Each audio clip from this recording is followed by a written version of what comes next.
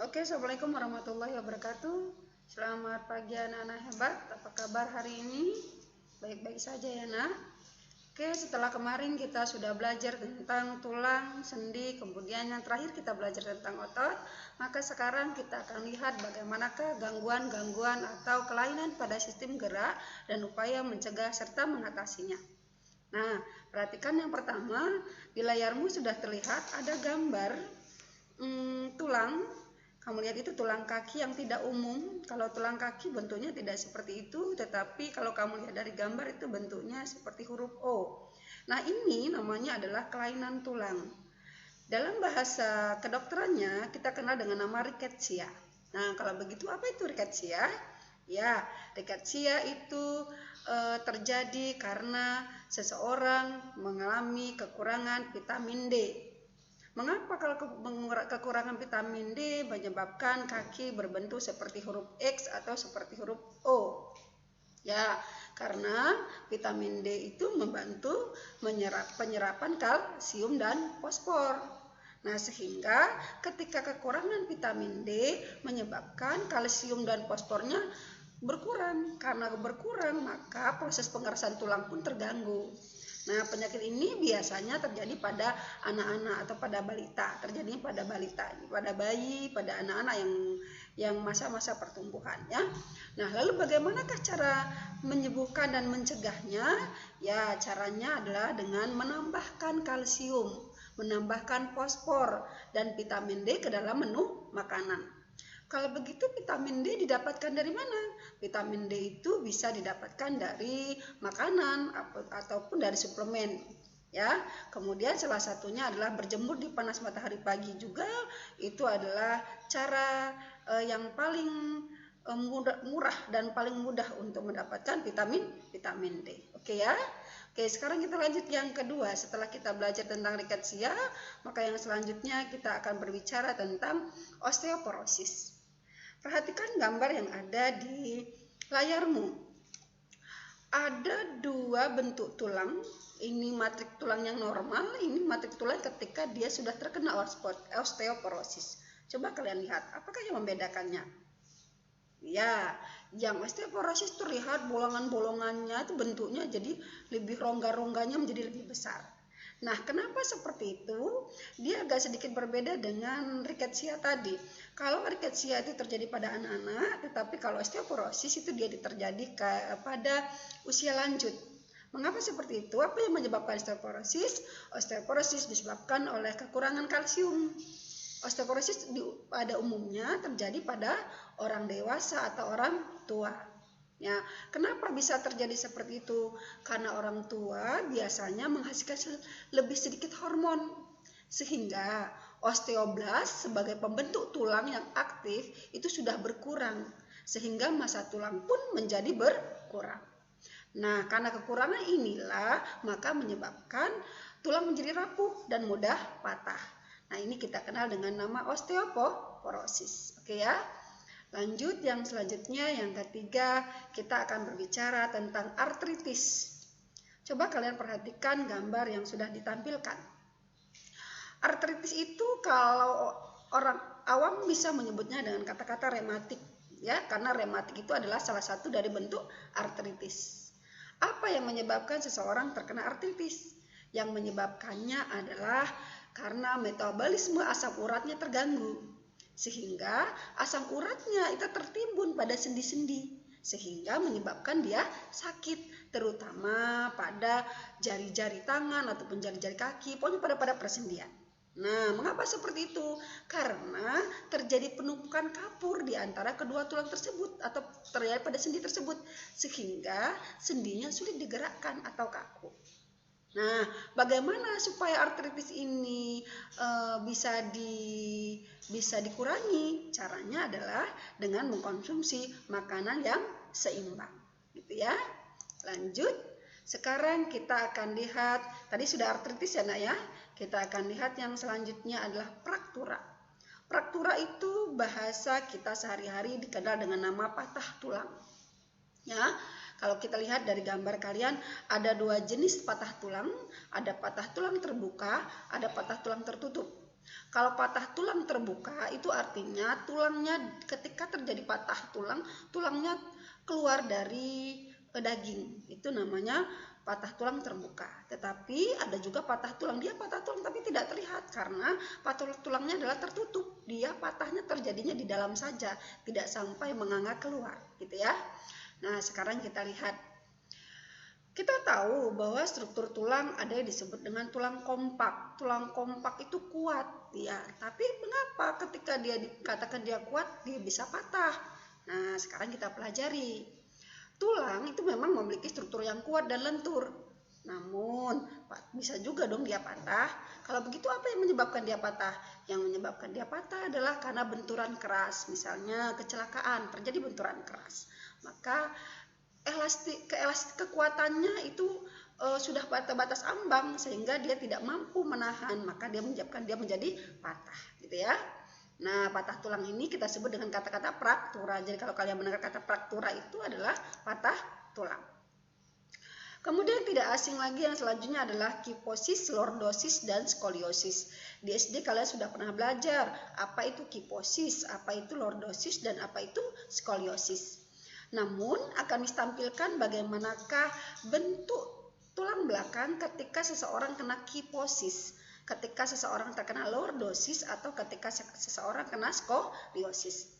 Perhatikan gambar pertama adalah tulang belakang seseorang yang dalam keadaan normal. Begini seperti ini ya. Kita sudah belajar kemarin bahwa tulang belakang terdiri dari, masih ingat, 7 tulang leher, 12 tulang punggung, 5 tulang pinggang, ya, dan seterusnya. Kemudian 5 tulang duduk dan 4 tulang ekor. Nah, di sini ketika dia terkena kiposis, yang kalian lihat adalah di tulang punggungnya. Lihat nih, tulang punggungnya. Tulang punggungnya kan harusnya seperti ini, tetapi sekarang dia malah lihat ini, dia ke belakang, menjorok ke belakang. Nah, ini berarti orang terkena kiposis. Karena dia menjorok ke belakang, yang biasanya kepalanya akan ke depan. Cara menghafalnya enak. Kalau ada orang kepo, pengen tahu, biasanya kalau orang pengen tahu, dia akan menundukkan kepalanya, tidak? Secara otomatis punggungnya ke belakang, tidak? Nah, itu namanya kiposis, ya. Jadi yang kita lihat adalah tulang punggungnya. Kemudian kalau lordosis, yang kalian lihat adalah bukan tulang punggungnya, lebih ke tulang pinggangnya. Coba kalian lihat, seharusnya normal seperti ini, tetapi dia agak ke depan. Mungkin ini salah satunya yang dialami oleh kalau ibu-ibu hamil.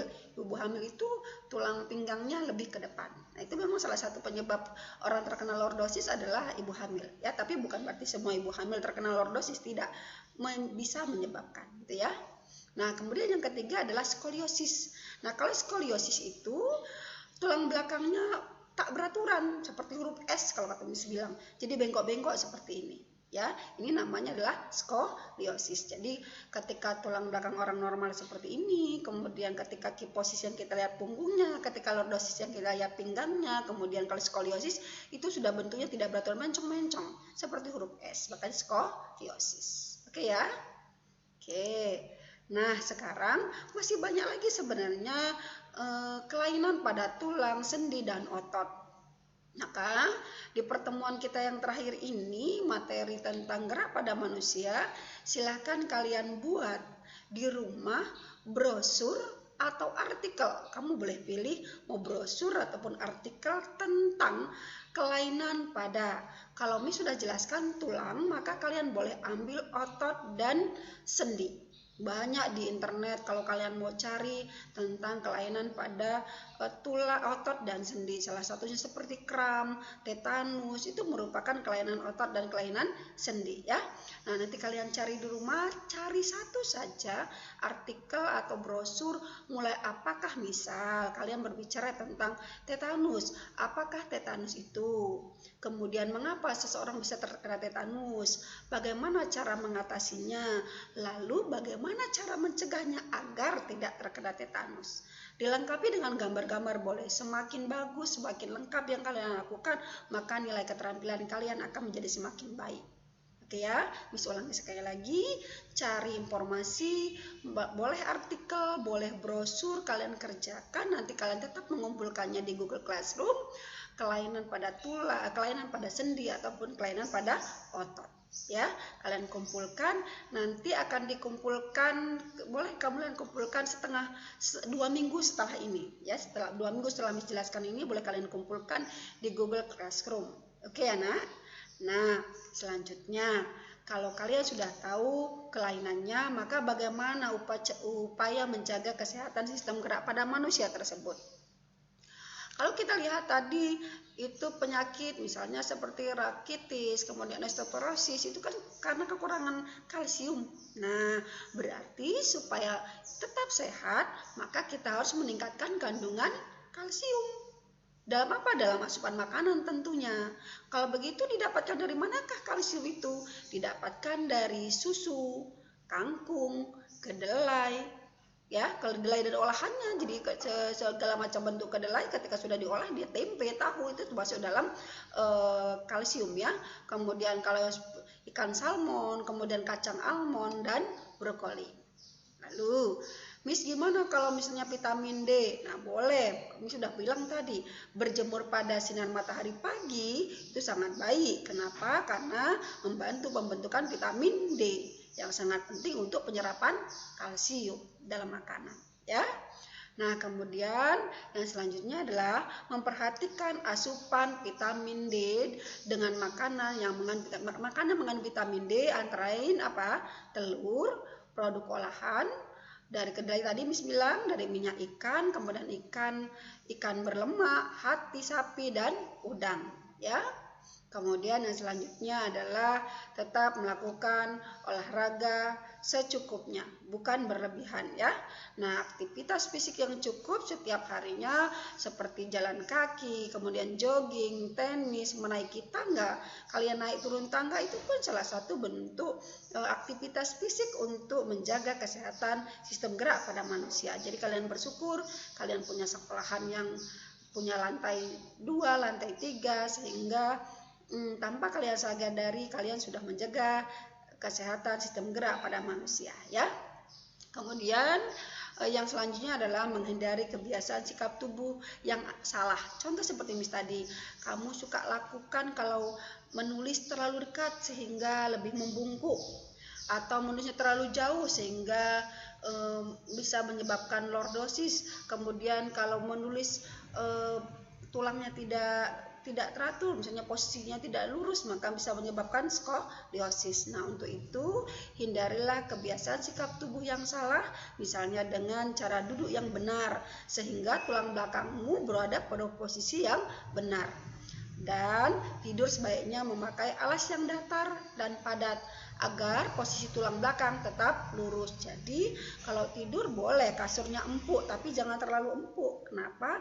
Ketika dia alasnya tidak datar dan padat, maka posisi tulang belakangmu jadi bentuknya tidak beraturan. Ketika posisi tulangmu tidak beraturan, maka bisa menyebabkan kelainan pada tulang. Oke, kira-kira sampai di sini saja materi kita tentang sistem gerak pada manusia. Minggu depan kita berjumpa kembali. Jangan lupa tugas keterampilan yang telah Miss buat agar kalian mendapatkan nilai keterampilan. Miss akhiri sampai di sini. Assalamualaikum warahmatullahi wabarakatuh. Tetap semangat.